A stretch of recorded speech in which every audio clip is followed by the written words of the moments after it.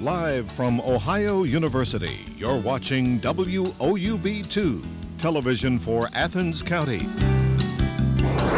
OU's budget will change next year following a higher education trend. Local businesses in Athens speak out about how they stay in the black. And Ohioans may be feeling lighter wallets after leaving the pump.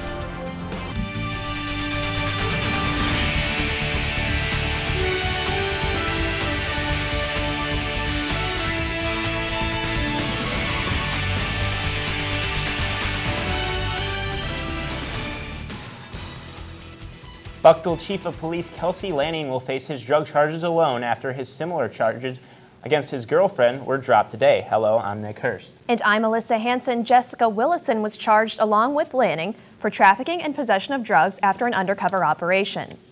Willison was in the courtroom during Lanning's arraignment on Thursday but never appeared before a judge. She was interviewed by deputies and the decision of dismissal was made by the prosecutor's office. The Athens County prosecutor says that felony charges are routinely dismissed. Since municipal court does not hear felony cases, Lanning couldn't enter a plea to his charge.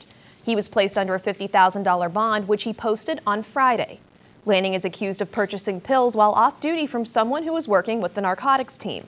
He has been suspended without pay from his duties.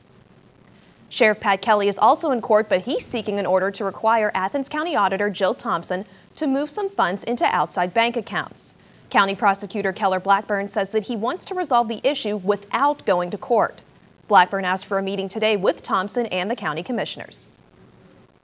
Some Athens County residents continue to speak out against fracking, this time at the meeting at the county commissioner's office this morning. Fracking has been a hot button issue for a while in Athens, and the opposition continues to try to persuade county commissioners to take action against it. The opposition is afraid that fracking will harm county residents' drinking water because of some of the gases that could be released. Community member Sonia Marcus spoke at the meeting about the potential dangers of fracking. What landowners and residents of the county need to know is that before drilling even begins, it's very important for there to be an EPA-certified collection and analysis of the water supply on their property. Although no detailed plans were made, the county commissioners agreed to support Marcus's search for funding or grants for the anti-fracking movement in Athens County. The Athens Board of Zoning Appeals is trying to amend the city's code with the help of Athens City Council. The board is looking to City Council as a result of the split decision by the Athens Planning Commission last month over the likely destruction of Belvino on Stimson Avenue. City Council is waiting for a recommendation from the Commission on how to proceed with the ambiguity in the zoning code. The Athens Planning Commission allowed Belvino to be demolished in favor of a 3-story student apartment complex. A tight economy is causing many universities to reevaluate their budgets. The OU Provost's office is holding open forums this week to discuss a changed budget approach. Nadine Ajaka is live in the newsroom to tell us about the new process. That's right, Alyssa. It's a new budget approach called Responsibility-Centered Management, or RCM. And one of the goals is to promote transparency in the budget process. And the Provost's office is on its way to making it a reality.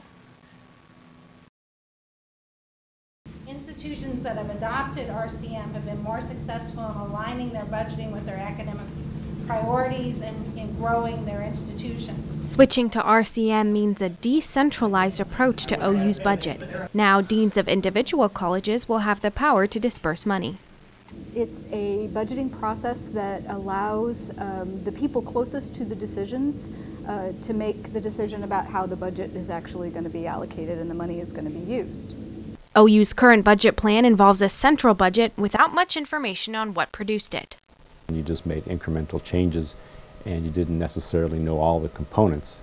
You just knew you either got an increase or a decrease based upon some broad categories.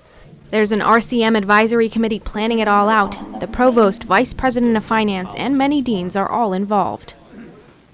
Another open forum will happen tomorrow from 3 to 4 here in Bentley Hall, where discussions will continue on the new budget plan. OU is following many universities statewide in the switch to RCM. Ohio State has a system like this, Kent State does, Wright State is moving to it. So I think as the economics of higher education become more and more constrained, I think more and more universities are looking to this kind of a system to try to to adapt to that. The RCM committee will continue to plan in phases, with the final implementation happening in 2016. The budget approach will not directly affect tuition, but could change the way some programs run. John Day says he hopes the new approach means colleges will be more responsive to students' needs. Nadine Ajaka reporting live from the newsroom for Athens Midday. Thanks, Nadine. The switch to RCM will allow the university's budget to become more transparent for students and faculty to see. And to learn more about how this new budget differs from the current one, go to woub.org. Ohio University seniors worried about hitting their credit requirements may stress no more after yesterday's Faculty Senate meeting.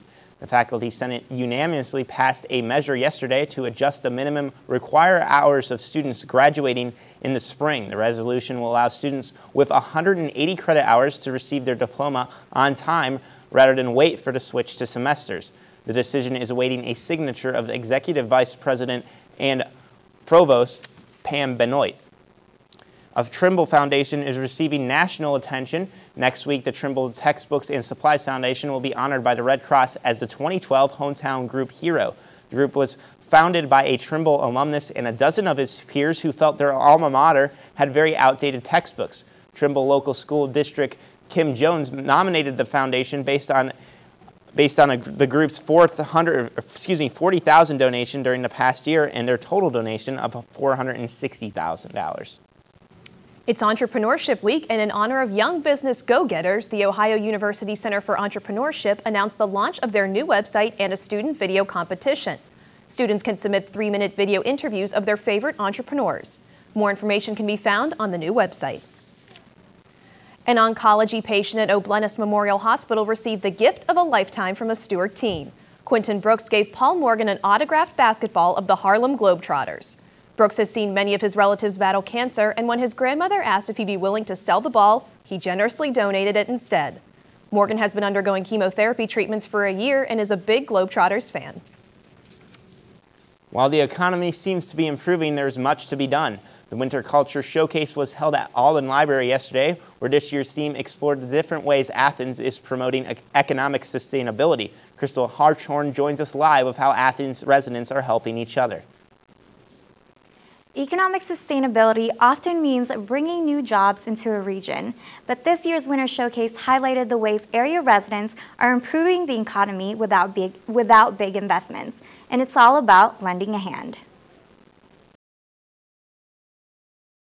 You know, we all do a lot of talking about sustainability in terms of lowering your carbon footprint and recycling, and but we thought, well, what other ways are we sustainable? The Athens Farmers Market, AceNet, and Athens Time Exchange visited campus yesterday to discuss the different ways their businesses help keep the money flowing locally. On an annual basis, the revenues brought in by the Athens Farmers Market is between $2.5 and $3 million.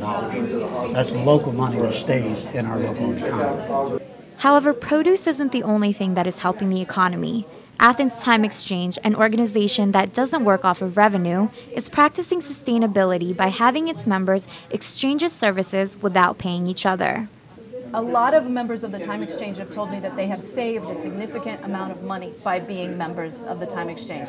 Businesses like AceNet that help develop entrepreneurs say investing in small business sectors is a way to increase employment opportunities for the community. Most years it's between 75 and 85% of all new jobs and existing jobs are being created by the small business sector. So it's really important that we as a region invest in that. At this year's Winter Culture Showcase, it was all about Athens finding ways to be economically sustainable. But the bigger picture was working together as a community. One of the things I really like about the Athens Time Exchange is that it gives us a chance to realize how many talents and skills people in our community have. It's network community, people helping each other. So we're all intertwined together. And that's what a community really is supposed to be, isn't it? Helping each other. These businesses say the community outreach is positive and people are excited to help each other out. The next in the series of the Culture Showcase will be held later this spring, focusing on Alden authors featuring published authors in the Athens area. Reporting for Athens Midday, I'm Crystal Hartshorn. Thanks, Crystal. The Athens Time Exchange is one of less than 200 remaining bartering systems across the country. Want more about the age-old tradition? Visit WOUB.org. Gas prices in Ohio will be changing this summer. Find out how this could affect your budget. And some doctors say that this year's mild winter weather may not be a happy surprise for everyone. Coming up next on Athens Midday.